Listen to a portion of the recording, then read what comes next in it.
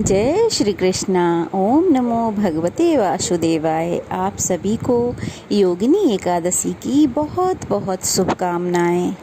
आज आषाढ़ मास के कृष्ण पक्ष की योगिनी एकादशी है। इस दिन जो भी भक्त सच्चे मन से भगवान विष्णु की पूजा करके कथा पढ़ता है अथवा सुनता है, भगवान विष्णु उसके सभी दुखों को दूर कर देते हैं और साथ ही उसकी सभी मनोकामनाएं भी पूर्ण करते हैं। तो भक्तों, आज की वीडियो में आप सुनेंगे एकादशी व्रत की कथा।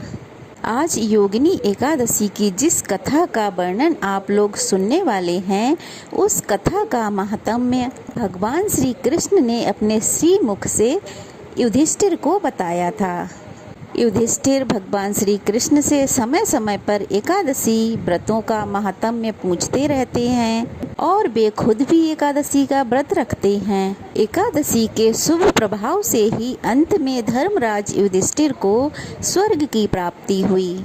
तो आइए सुनते हैं योगिनी एकादशी की कथा। पौराणिक कथा के अनुसार महाभारत काल के समय की बात है। एक बार धर्मराज युधिष्ठिर ने भगवान वासुदेव से कहा, हे त्रिलोकीनाथ, मैंने ज्येष्ठ मास की शुक्ल पक्ष की निर्जला एकादशी की कथा सुनी। अब आप कृपा करके आषाढ़ मास के कृष्ण पक्ष की एकादशी की कथा भी सुनाइए।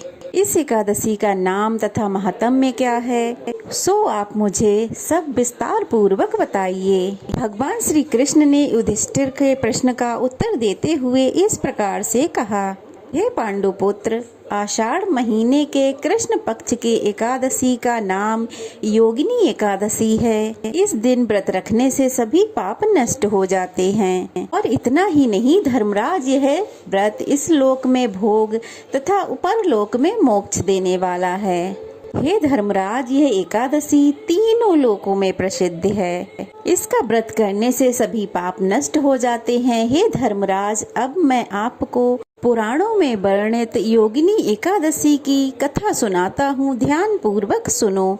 एक समय की बात है, कुबेर नाम के एक राजा अलकापुरी नाम की नगरी में राज्य करते थे। वह बहुत शिव भक्त थे। उनका हेममाली नामक एक यक्ष सेवक था जो पूजा के लिए फूल लाया करता था। हेममाली की विशालाक्षी नाम की एक सुंदर पत्नी थी।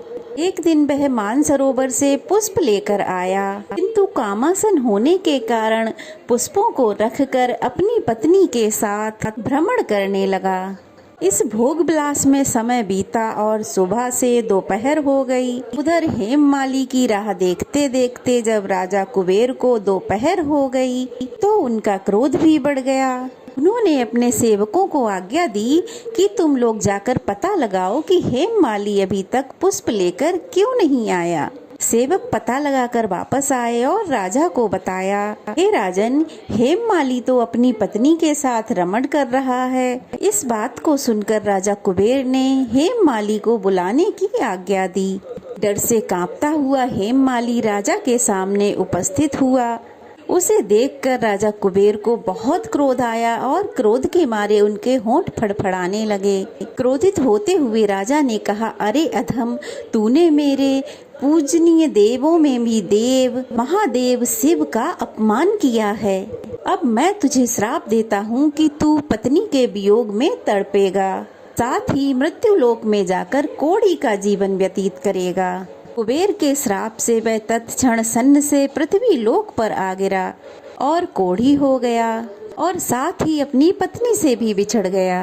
मृत्यु लोक में आकर उसने अनेक भयंकर कष्ट भोगे, परंतु भगवान शिव की कृपा से उसकी बुद्धि मलिन नहीं हुई और उसे अपने पूर्व जन्म की भी सुध रही। अनेक कष्टों को भोगता हुआ तथा अपने पूर्व जन्म के कुकर्मों को याद करता हुआ हेममाली हिमालय पर्वत की ओर चल पड़ा। चलते चलते वह मार्कंडे ऋषि के आश्रम में जा पहुंचा।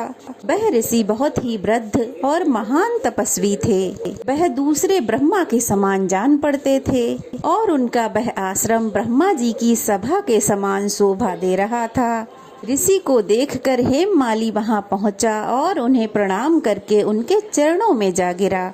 हेममाली को दुखी देखकर मार्कंडेय ऋषि ने पूछा, तूने कौन से बुरे कर्म किए हैं जिससे तू कोढ़ी हुआ और यह भयानक कष्ट भोग रहा है। महर्षि की बात सुनकर हेममाली ने अपनी व्यथा महर्षि को बतानी शुरू की और कहने लगा, हे मुनि श्रेष्ठ, मैं राजा कुबेर का अनुचर था और मेरा नाम हेममाली है। मैं रोजाना मानसरोवर से फूल लाकर भगवान शिव की पूजा के समय राजा कुबेर को दिया करता था, परंतु एक दिन पत्नी के सुख में फंस जाने की वजह से मुझे समय का ज्ञात ही नहीं हुआ और दोपहर तक मैं वह फूल कुबेर तक नहीं पहुंचा पाया।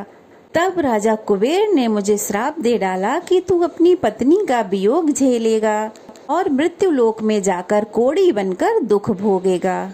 हे गुरुवर, इसी वजह से मैं कोढ़ी हो गया हूँ और मृत्यु लोक में आकर यह दुख भोग रहा हूँ। हे मुनिवर, अब आप ही कृपा कर मुझे कोई ऐसा उपाय बताइए जिससे मुझे इस रोग से मुक्ति मिल सके। मार्कंडेय ऋषि ने हेममाली की दशा देखकर उससे कहा, हे हेममाली, तूने मेरे सम्मुख सत्य वचन कहे हैं, इसलिए मैं तेरे उद्धार के लिए एक व्रत बताता हूँ। अगर तू आषाढ़ मास के कृष्ण पक्ष की योगिनी नामक एकादशी का विधि विधान पूर्वक व्रत करेगा तो तेरे सभी पाप नष्ट हो जाएंगे और तुझे इस रोग से भी मुक्ति मिल जाएगी।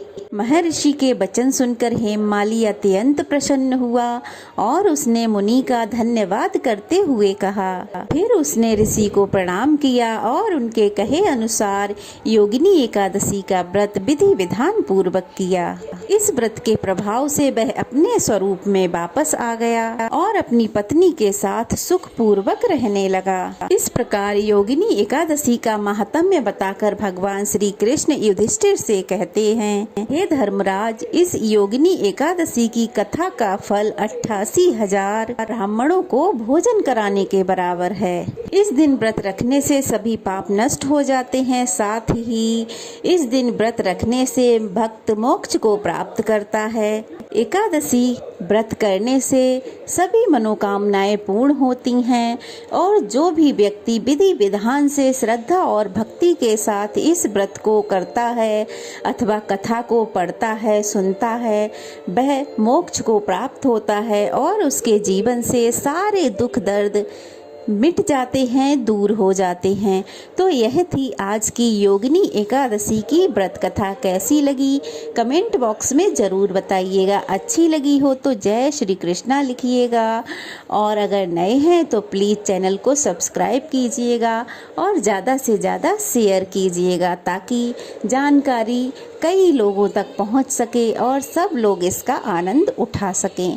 तो चलिए फिर मिलते हैं, तब तक के लिए जय श्री कृष्णा। ओम नमो भगवते वासुदेवाय नमः। भगवान श्री कृष्ण हम सब की रक्षा करें।